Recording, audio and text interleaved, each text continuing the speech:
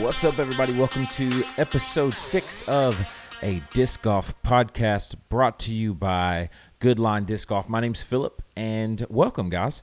This is the first time I'm doing the podcast alone. Usually I have a partner, and this week it was Dylan's turn, but he had some things to deal with at home. He had some sick kids, and who am I to fault him for not coming? I mean, listen, if you know Dylan personally, definitely reach out to him and be like, man, I can't believe you weren't on the podcast. That was the best podcast that has ever happened that you were supposed to be on. No, I'm just kidding. Love you, Dylan, man. Hope you and all the kids are getting better. Look, it's the first week of disc golf happening now, man. We're going to get to watch disc golf on Disc Golf Network, and I'm just really excited about it. We got the All Star weekend and all of that stuff coming up. So we'll just start by talking about All-Star Weekend and Disc Golf Network. Listen, Disc Golf Network now has, this is not an ad, it's just we're talking about it. People are upset about it. People are happy, sad, whatever. But Disc Golf Network now has tiered pricing. There are 3 different price tiers that you can get from Disc Golf Network. I'm going to read them out here to you and kind of think about, what is this worth it?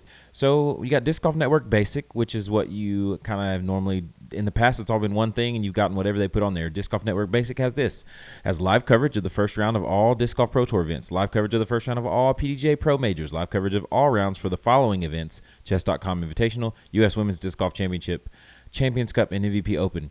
2 live rounds of PDGA Pro World Championships.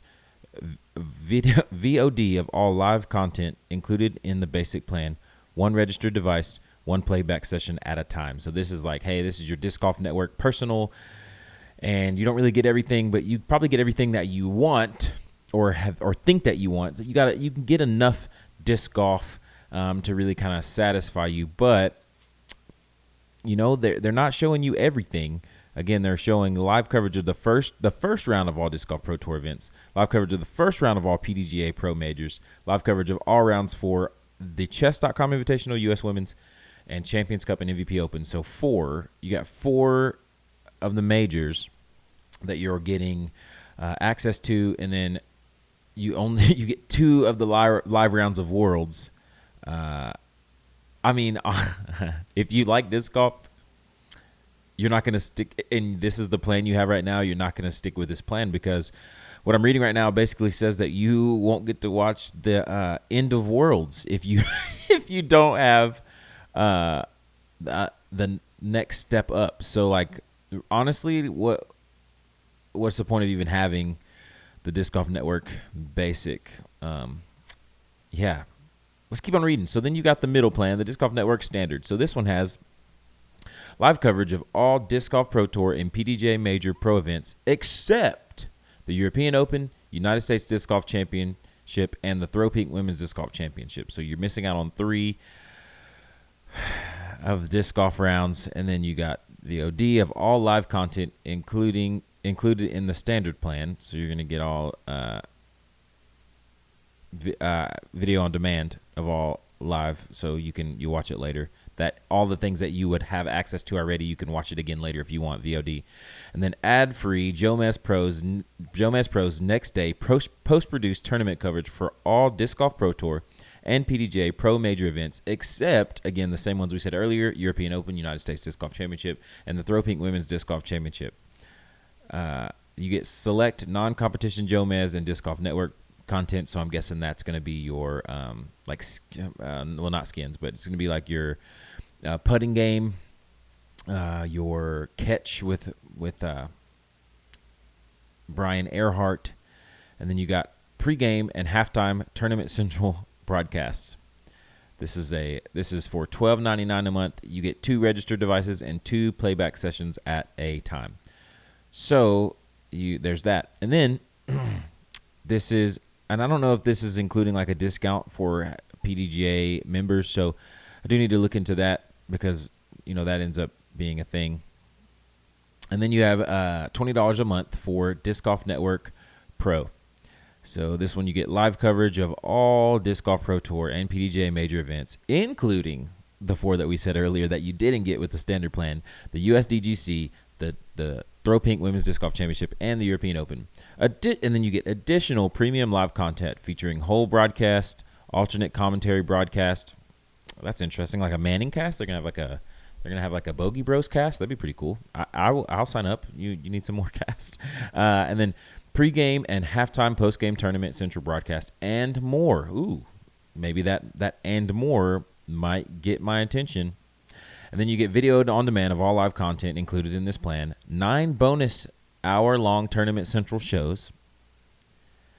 Ad-free Jomez Pro next day post-produced tournament coverage for all Disc Golf Pro Tour and PDJ Pro major events.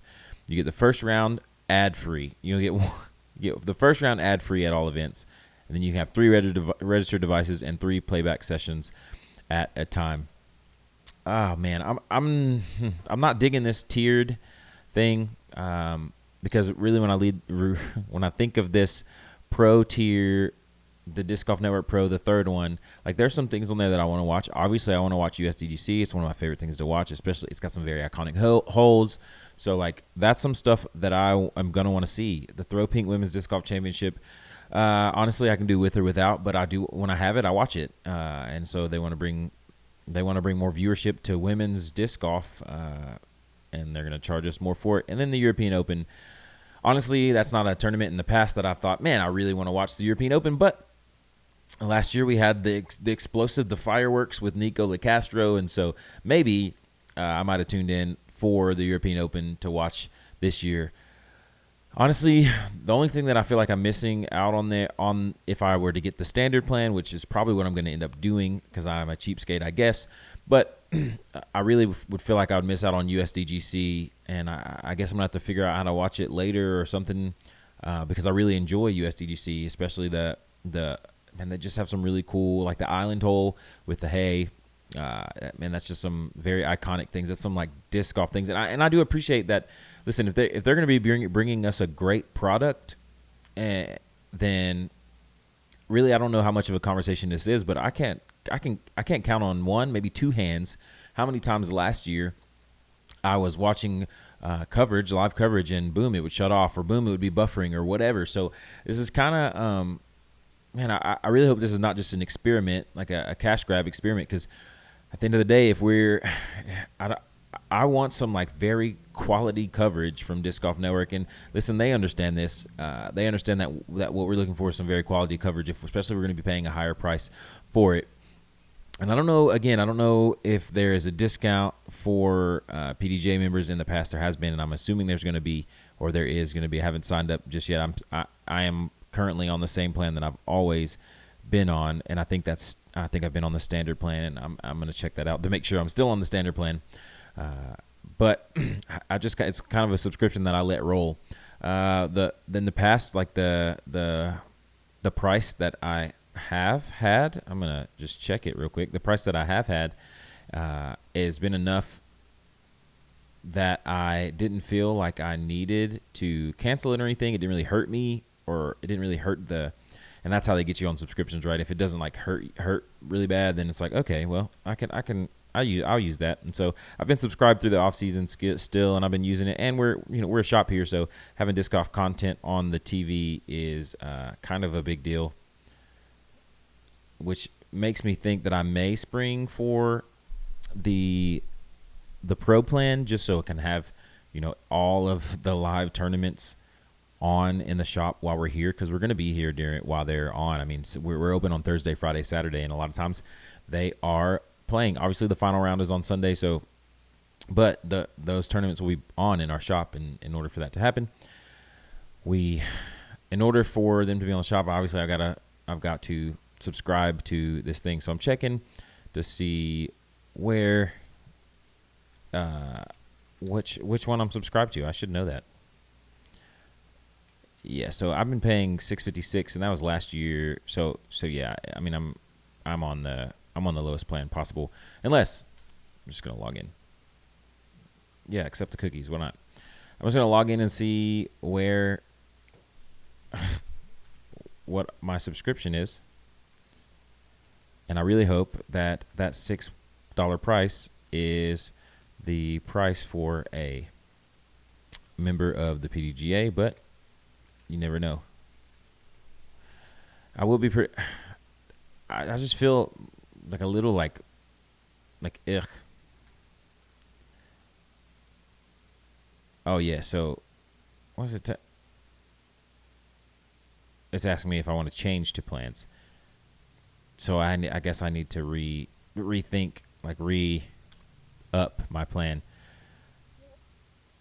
It's up to a 50% discount. 140913 is my PDJ number, by the way.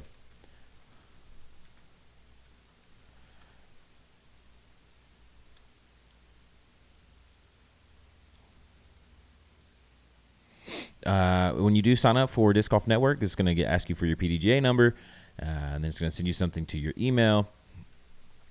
Which place? When you get your email, then that'll help you get your discount. It says up to 50%, so I don't know if it has to do with if you're signed up as a pro, or I don't know. Why would there be a difference if you're a PDJ member? I'm thinking this is obviously, if you're watching this and you're listening to this, is my first time really thinking through this, and so I'm having to confirm and then go back.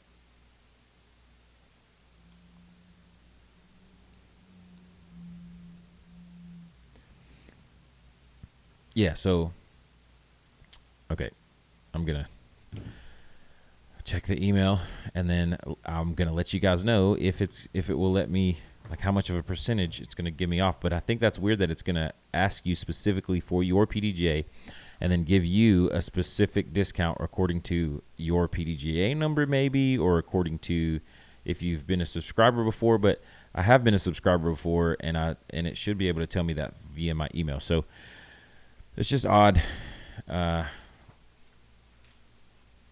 You guys get to watch me subscribe live here.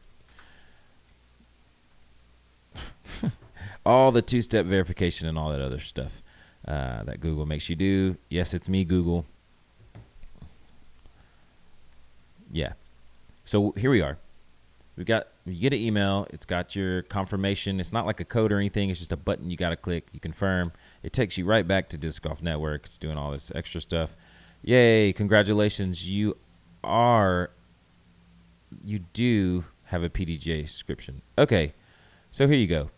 These tiers actually are a lot better now that you have it. It is like half off. So I have been on the standard plan, and it's what it's been charging me. So that's good. I may upgrade, and then upgrade for just specifically for United States Disc Golf Championship, and then go back down to the standard plan after that one, because everything else that on the standard plan is what I would like to watch: Worlds, MVP Open, Champions Cup, U.S. Women's, Chess.com Invitational, and then all the little Silver Series stuff that they do. The only things that they're holding back from you are the USDGC and Throw Pink, and so European Open. So there we go. If you are a PDJ member, just go ahead and get the standard plan. And you can stream in two places. I think that's good. $6 a month doesn't hurt me, and that's why I haven't really looked at it before now. You guys watch me for the first time look into it. Yeah. So, and if you want to watch the All Star event, which is happening like right now today, as we speak, the interviews, I haven't got a chance to watch the interviews because they're happening today. So the interviews are happening now. I'm sure I get to talk about them next week, and along with the event next week. But the event is happening this weekend. So if you haven't signed up for Disc Golf Network, get it done now. If you're not a PDJ member, Disc Golf Network is going to cost you twice as much. So if you're going to watch if you're going to play events, it actually evens out. You actually probably end up saving money. You save $6 a month times 12. Yeah, you'll 72. So you're going to end up saving money if you are signed up for the PDJ. All right. Cool. So there's that. Now, speaking of the All-Star event, we've got two teams, obviously, going on with the All-Star event, and they're split up like this. So you got four teams.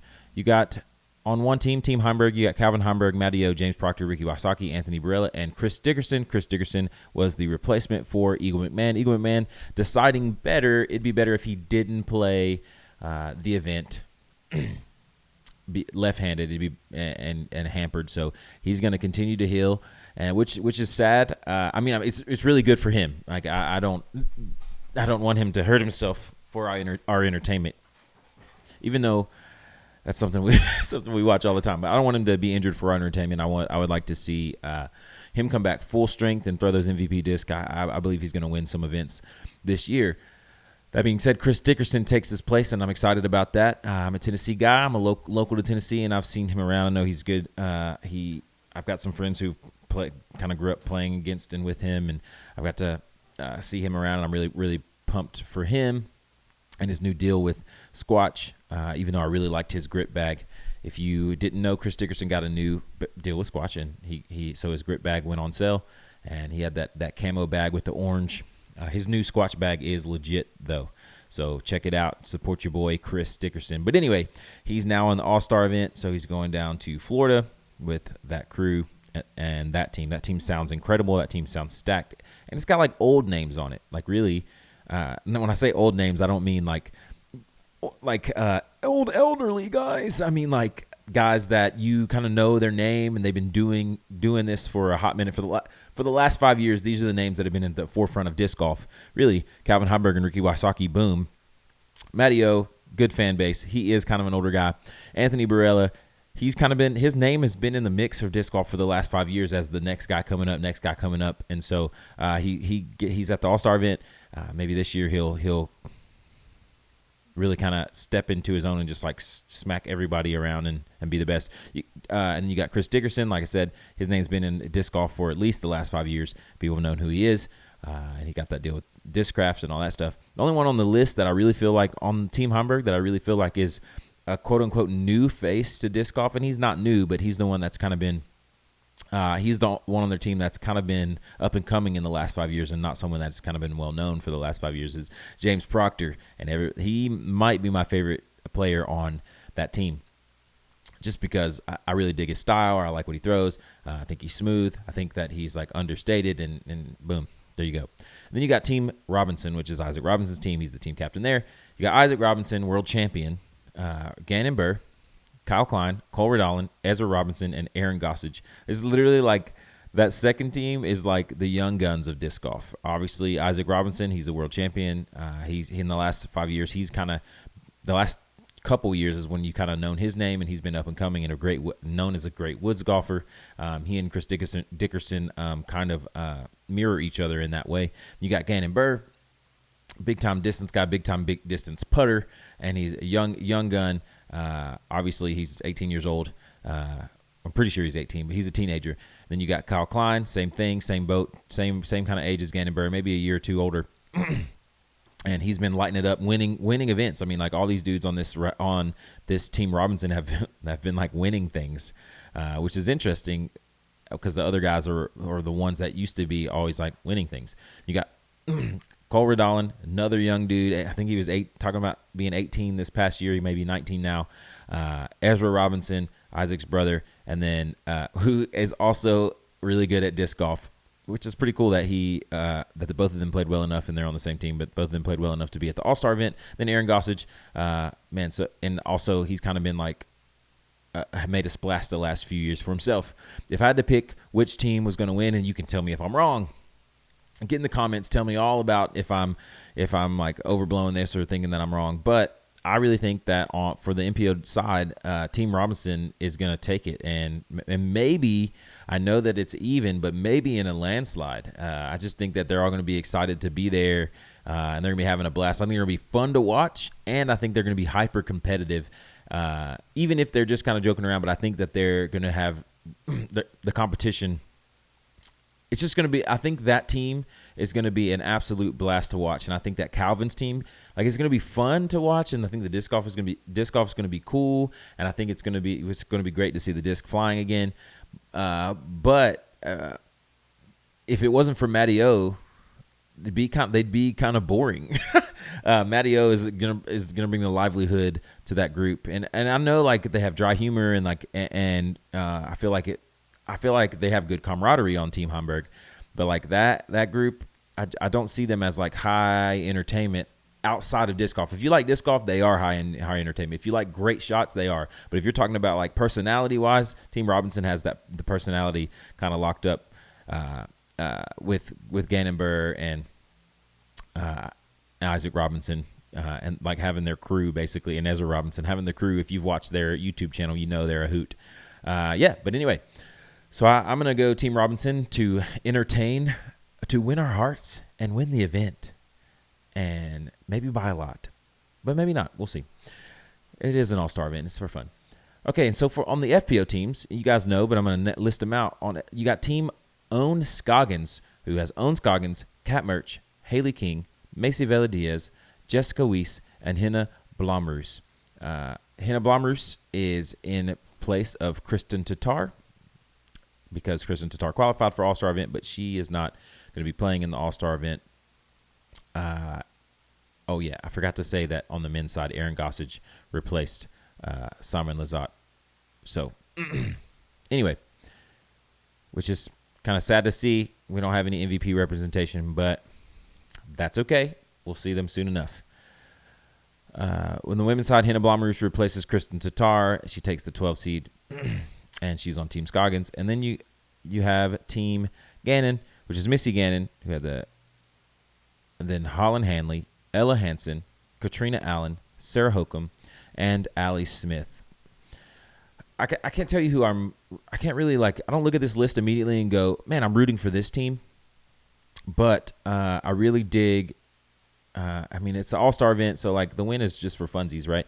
But I really dig on Team Scoggins' team. Owen Scoggins is just like a dog. I've talked about this before on the podcast. She's made me like her and made me respect her because she just is always just hitting big-time putts and playing big-time disc golf, and so I really respect her. But then you got Kat Merch, Haley King, Macy Vela Diaz, Jessica Weiss, and Henna Blomroos. On this team, I really, really, really enjoy watching Kat Merch play because she's just a blast to watch, full of personality, firecracker kind of thing. I'm pumped for Macy Vela Diaz to be an all-star. I think she got done wrong by a dynamic disc, and you can say that I don't know all the details, and I really don't know all the details. But I just even the idea of what happened to her with the pregnancy and all that stuff, and how it played out.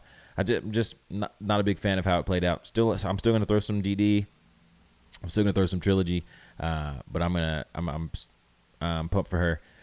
Macy Vela Diaz found her spot on DGA and is going to be throwing that around. So it's going to be cool to see some new disc from her hands and see how she throws those things. You got Haley King, Young Gun, Jessica Weiss, and Henna Blomroos. But my favorite two when I'm looking at Team Scoggins, I really want to see Owen Scoggins, Kat Merch, and Macy Vela Diaz. Then you got Team Gannon. Again, I listed them out already, but Missy Gannon, a beast. She's really good. I thought it was weird earlier this season or towards in the Worlds when it seemed like Paige Pierce had prematurely crowned Missy Gannon world champion. That was and maybe that wasn't her intent.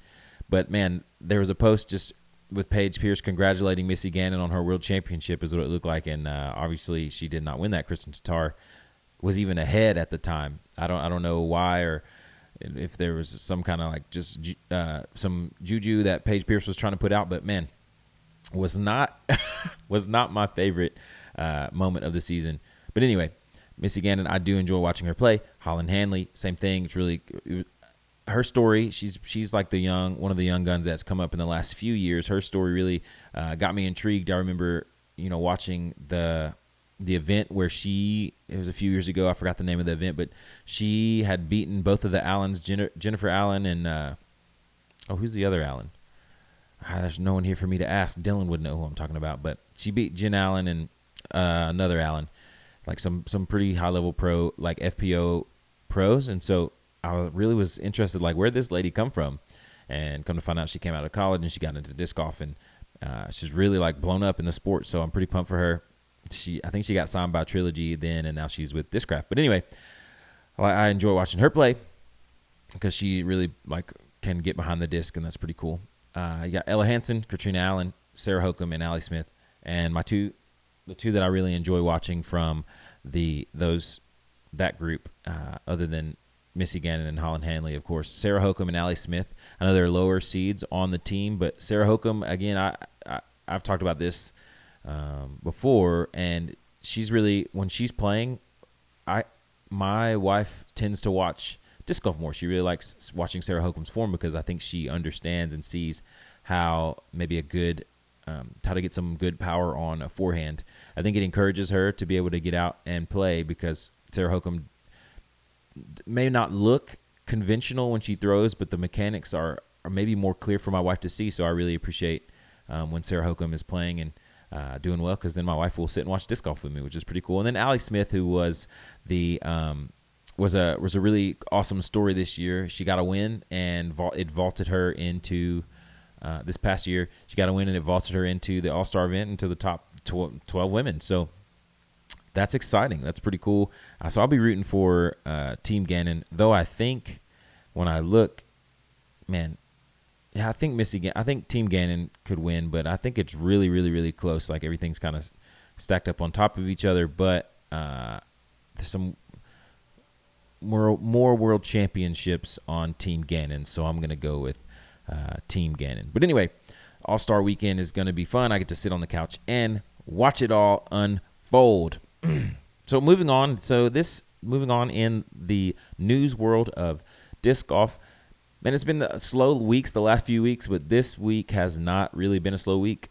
Big Jerm. If you have not followed Big Jerm on Instagram, go follow Big Jerm. Give him some support and maybe watch his video.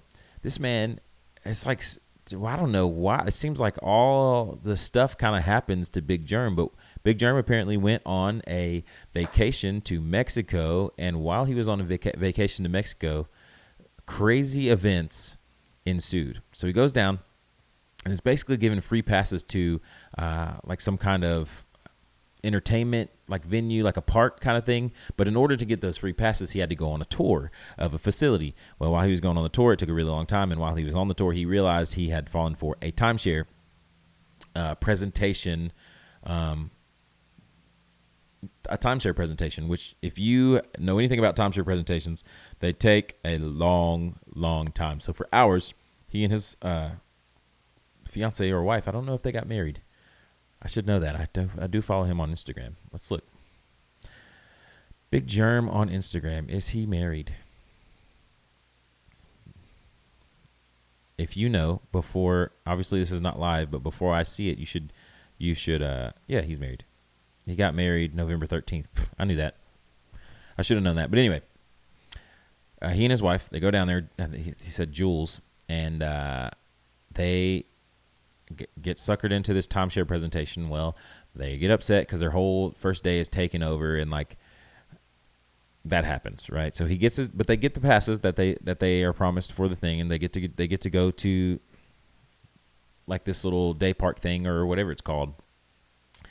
And he tells it obviously way better than me, but essentially he ends up renting a car and getting insurance through Priceline, and then something happens. He's driving. He calls himself a good driver. He's driving. And then he runs up on some big cones in the middle of the road that shouldn't be there, and he swerves to miss the cones, but he doesn't miss the cones. It swipes the car as his rental car, and then he hits. It's not. I don't know what it. I should have wrote down what this thing was called, but it's like big speed bumps that are like purposely bad.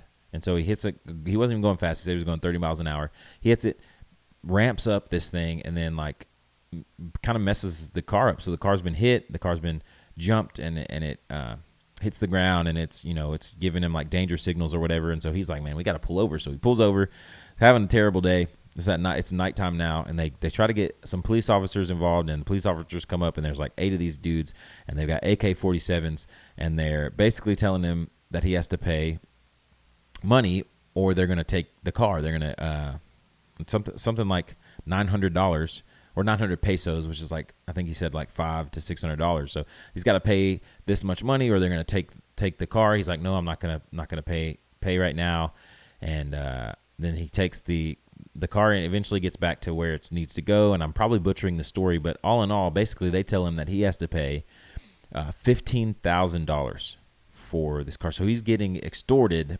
by these Mexicans, and like while he's in Mexico.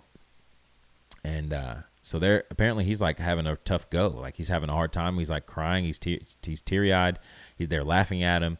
and basically they're like telling him, "Hey, hurry up! You got to pay this $15,000, or you're going to jail." And so he weighed his options and paid the money. I mean, he had some money saved up apparently that he was able to pay that with, but now he's out $15K plus on a vacation that probably would have cost him one or two. So yeah, he's asking for help. So if you happen to follow Big Jerm or know someone who can maybe help him with his legal issue there, because he's talking about maybe hoping he can get reimbursed or something. But if you know or can think of someone who can help him out, he wanted someone to be pointed in his direction. So maybe point that person in his direction. They can help him out. I hate it for you, Big Jerm. Hopefully, man, and the reason I say, like, it seems like it's always happening with him. When Big Jerm played MCO, Music City Open, he was staying in a hotel and he left his bag in the car, and someone broke into his car and stole his bag and all of the disc, which is, we kind of thought that we would see these things turn up again around the area, because I mean I'm within an hour of Nashville. We thought we would see maybe these discs turn up again, or that Squatch bag turn up again, but I really haven't seen. And if someone put it on Facebook or something, it would have been like definitely spread all over the place. But I haven't seen anything from that. But anyway, so now when I think of Big Jerm, I think of these two like catastrophic events. One had to do with disc golf, one didn't, but still, it's like, man, that. And within a span of, I guess, 5 years, I mean, that dude can't. It seems like that dude can't catch a break. But he always does great on Jomez, and he does a great job. So I enjoy listening to him. I have a good buddy who's always like, man, I wish Big Jerm wasn't on there, and I am not that guy. So the one that I'm talking about knows what I'm talking about. Okay. There's a couple hot button topics that I kind of wanted to hit on a little bit. First off, this has not a lot to do with disc golf, but the Super Bowl has passed. Football season is over. Disc golf season is here, and I'm here for it.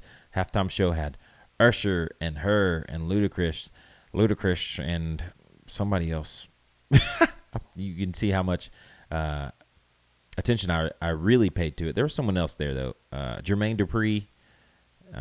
Someone else. But anyway, Super Bowl halftime, whatever.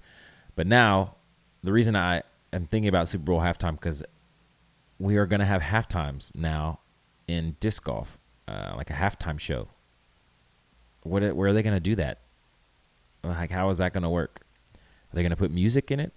Are they going to put music in the halftime show for disc golf? Think about it. I could probably do some more research and tell you more what it's going to be, but yeah, it's going to be weird to have a halftime show in disc golf. Anyway, with music, when you are on the course and someone asks you if they can play music, what do you say? Maybe answer down in the comments. It kind of depends for me personally. Obviously, I usually say yes regardless, but if I'm being honest, right now, if you're watching this podcast and you've ever asked me, or if you're listening to this podcast and you've ever asked me, do you care if I play music? If we're playing a very casual round where we're just out like practicing or just throwing for fun or just having just playing around, yeah, I'm all about it. Play that music. I would bring a speaker if I didn't want to add another thing to my bag. I just don't feel like, I don't enjoy having a bunch of things in my bag that aren't like discs. So I don't ever bring a speaker, but I enjoy music when we're just out like having for fun. But if it's a tournament round, listen, I play MPO now in the area, and it doesn't really happen anymore. But when I was playing MA2 and MA3 and even MA1, I got asked probably like once a quarter, hey, do you care if I play music? And I was always grateful for that one guy that was like, yeah, please don't. I never would do it. I would always just I would try not to talk and kind of see what the vibe was. But yeah, man, don't do it. Don't play music during like sanctioned events or during like very competitive events unless you got your headphones, which right now you can still do. Yeah, I enjoy it while casually playing. I don't enjoy it while while competitively playing. When I play competitive, I can think of a time when I was playing competitive, and this is another question that someone asked, when we were trying to figure out what to eat. And there's a local guy here named Alex who is very, very, very adamant, about what not to eat. If he ate something before a round and then played terrible that round because his stomach didn't feel good or whatever, he resented that place kind of thing. And so I'd be remiss to say, but I'm going to say it anyway. Something to the tune of "I hate Jimmy John's" has been said several times. But I'm always curious about what people like to eat in between rounds, because there have been times when I've gone to play a tournament round, and after the first round, I'm like, man, I really want something good to eat. Do you, when you are out of town and you go to play a tournament, do you think, man, let me find the best place that I can eat in between rounds? Or are you looking for something quick? Are you looking for a sandwich? What are you looking for? What do people normally eat in between rounds? I find my experience to be different with different people, and I've kind of settled on one thing. I usually try and find, every time I am playing in between rounds. This last tournament I played, I ended up going to Chick-fil-A, but that's because the driver wanted to go to Chick-fil-A. But generally speaking, I try to find a sandwich of some sort, like a Subway, and try not to get a lot of fried foods because I don't want to feel heavy in between the round. Now that I think one time a good buddy of mine, Danny Parkins, was down in Shelbyville, and I made the suggestion. I don't know. I think I was playing MA1. I made the suggestion that we go get these big burgers, and man, the burgers were good, but I did not finish. No, I think I was playing MPO that time. It was my first little dev into MPO, and I'm not an MPO player, but locally I'll mess around with MPO sometimes, just because it's just a higher level competition. I feel like it pushes me to play better. But anyway, we went and got a big fat greasy burger, and I don't think I finished that tournament well. I think I shot the first round. I shot 1,000 rated round, and the second round I played myself straight out of the cash. So I've got no one to blame but myself. Danny ended up in the cash, so good job, Danny. But to go from first to first place in the tournament after one round, and then first cut from first to miss cash hurts real bad. So I think I've settled on eating something that keeps me feeling light and airy in between rounds. When talking about playing up, so obviously I'm not doing great with the transitions by myself, but thanks for hanging out and watching this podcast. But when you play, and I really hope, since I'm by myself, that if you're watching this on YouTube or somewhere where you can make comments, please do. But when you play tournaments, or when you sign up for a tournament, what is your thought process on what division to sign up for? I generally like to sign up for, if I feel, I don't really have much of an option now. I'm to the point where I have to play MA1 or MPO. And this year I've kind of delved into MPO a little bit, but not because I feel like I'm some MPO prodigy or anything like that. I feel currently I'm just trying to push myself and play with higher level players. I just want to see what it looks like in the MPO field. And obviously the MPO field locally is different than what it would be on tour, and even on the Q series, which we're going to talk about in a little bit. But I like the idea of playing up and learning as I play. I do want to be able to compete, and if I can't compete at all, in the division that I'm in, if I can't finish in the top 35, 40%, if I believe that I can't do that, first off, I shouldn't be playing because I need to go in with confidence. But second, I pick a different division. So generally speaking, I play MA1, but locally I play MPO, and I make the decision based on based on the field, and that's just me being real. If I feel man, there's a whole bunch of 1,000 rated players in the MPO division this time. If there's 10 people in the division and 8 of them are 1,000 rated, I'm not going to sign up for MPO because I'm 936 rated. And sure, I can shoot with them, but that's kind of what I'm looking at right now. And you can tell me if I'm foolish for thinking that way or whatever, but that's how I go about signing up for tournaments. I signed up for the Rocket City Blast, and I'm literally, I think it's an A tier this year, and I'm literally like on the bottom tier. I'm like in the bottom 20% of players in that field. But I'm looking forward to the competition. I'm looking forward to playing with some of the people that I could be grouped up with if they group us by PDGA rating. Who knows if that's what they're going to do for the first round, because sometimes the first round is just a crapshoot. But if so, I may get to play with Robbie C. I may get to play with a good buddy of mine, Mac Farrell. As of right now, if all things stay the same, and that's a long way away. I think it's in May. All things stay the same. I'd get to play with some pretty cool people. But anyway, how do you, again, comment on this thing? How do you decide which field that you're going to play in? If you have the option to play, like if you're down, if you can play anywhere from MA3 to MA1, how do you go about your decision-making process? Or even people who can play somewhere between MA2 to MA40, how do you go about deciding between playing MA40 or MA1 or MA2? What do you think? What do you do? I'm just curious. I'm just curious. Just want to know. Let me know. Tell me about it. So the PDGA rolled out this new thing this year, or the Disc Golf Pro Tour rolled out this new thing this year called the Qualifying Series or the Q Series. And I think this is a really cool idea. A lot of people want to know what it takes or how to get on the Pro Tour, how to get your tour card. You got to have a tour card to play on the Pro Tour. And in order to do so, a lot of times it's like ratings-based and you have to register, or tour-based. But they are creating a new way for you to basically qualify for the tour, and they're they're allowing 6 people to earn their way in the Pro Tour through this.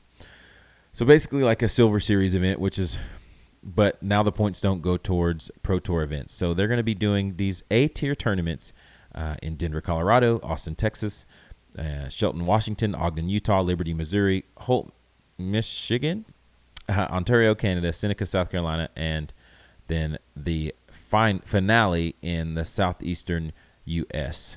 So I'm looking at how it works. So basically you play basically you play in one of these events and you get points for it.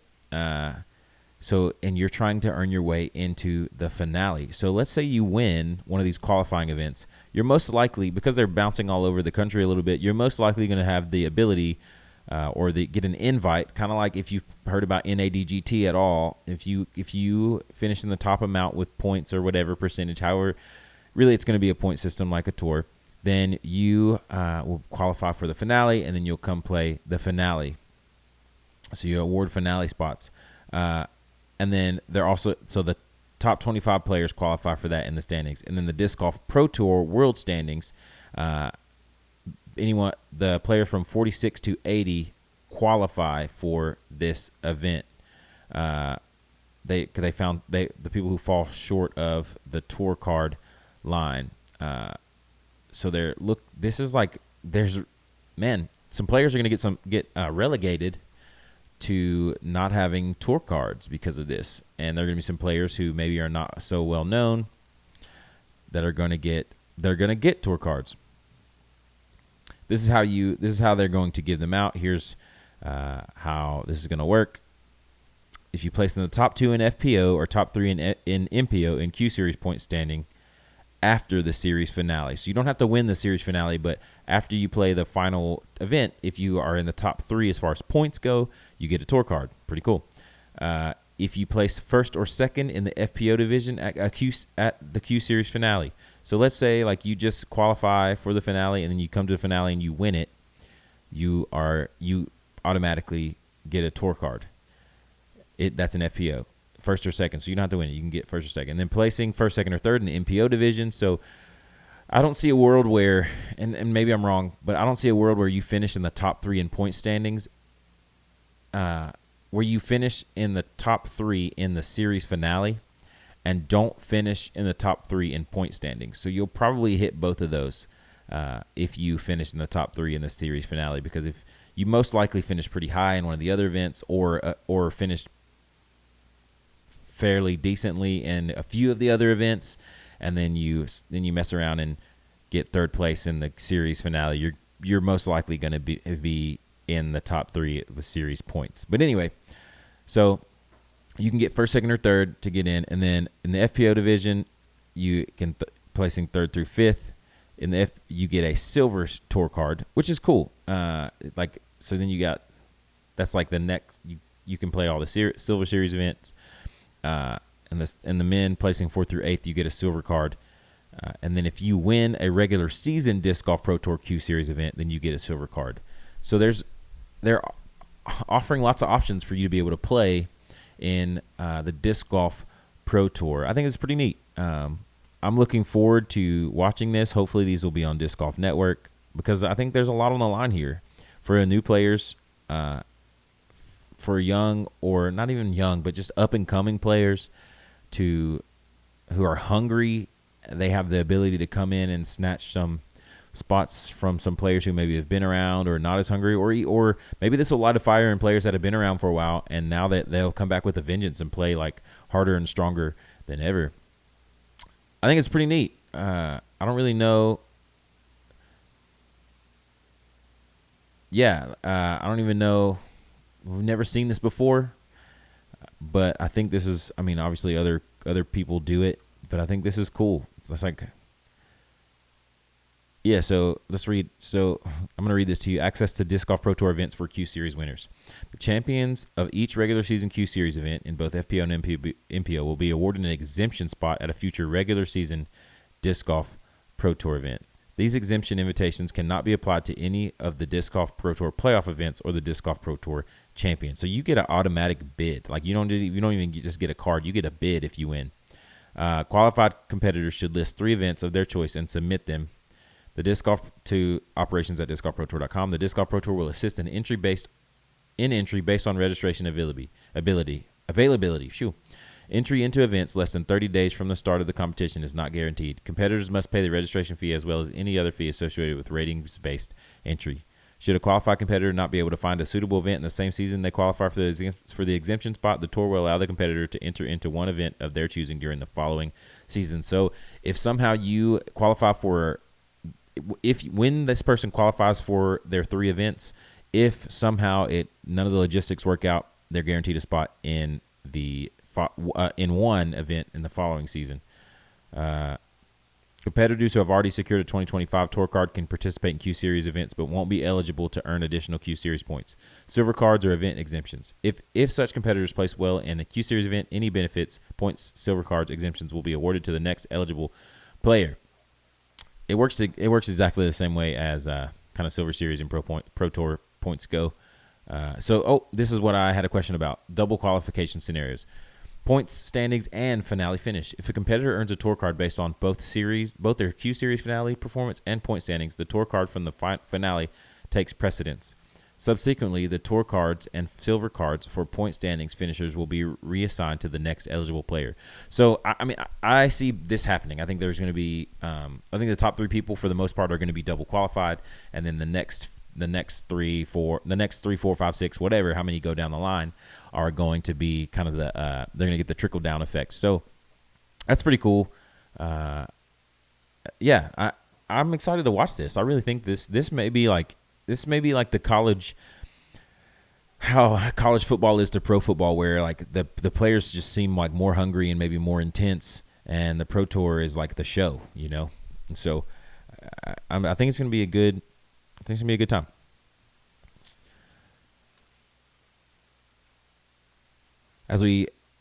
Disc Golf Pro Tour is doing some stuff this year, doing some really good stuff. So I can't wait to watch. Disc Golf go. I'm going to do a little bit of promotion here.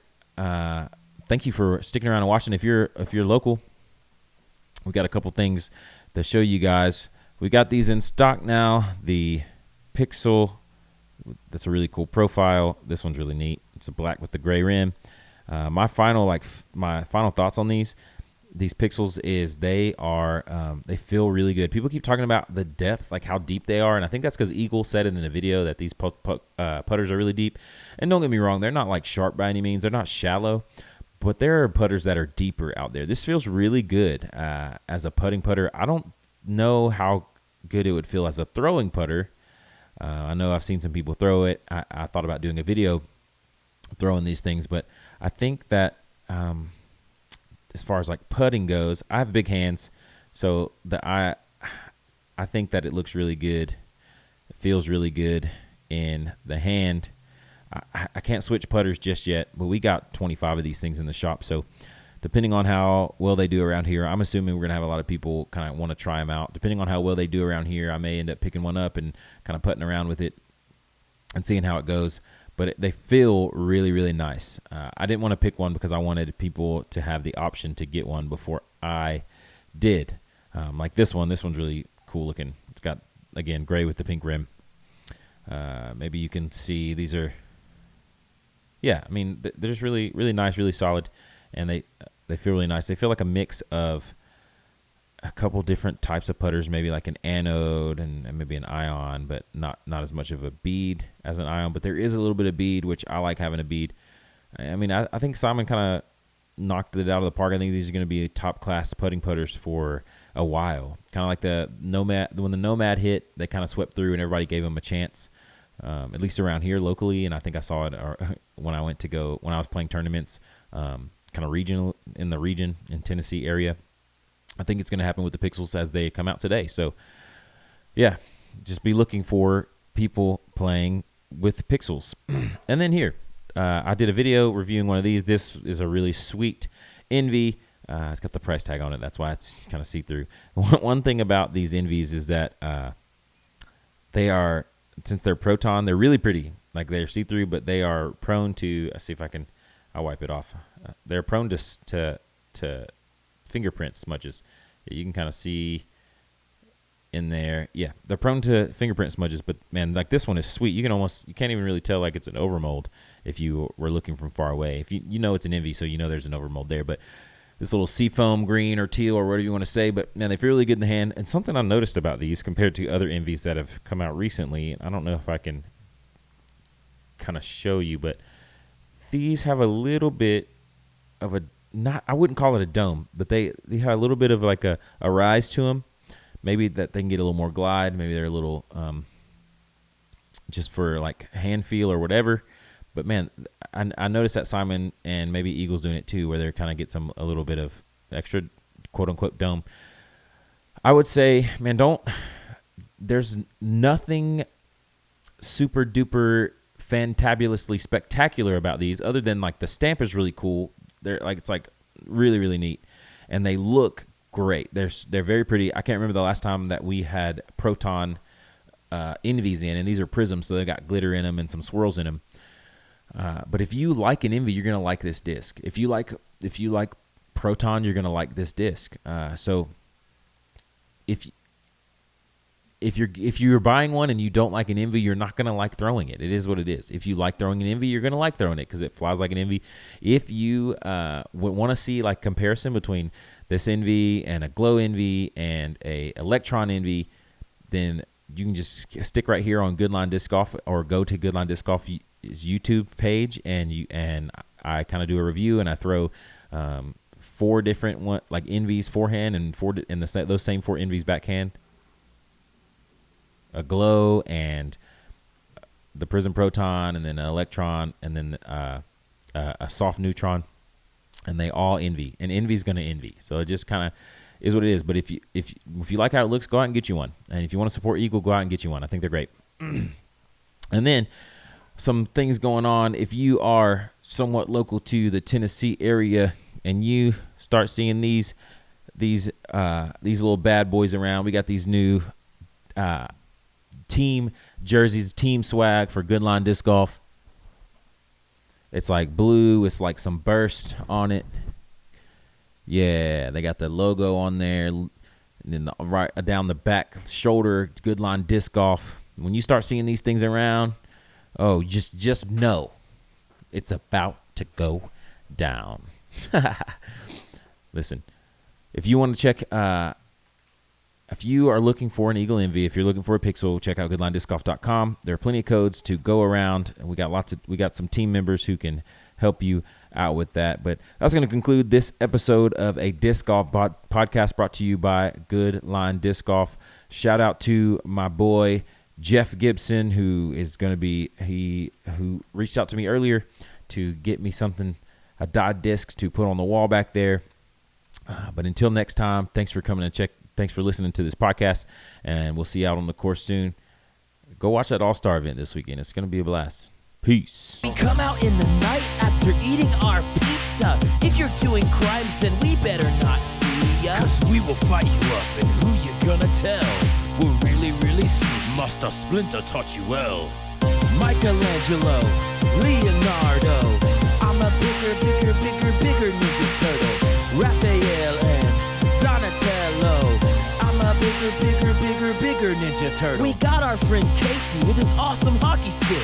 And don't forget April. Yeah, she's totally sick.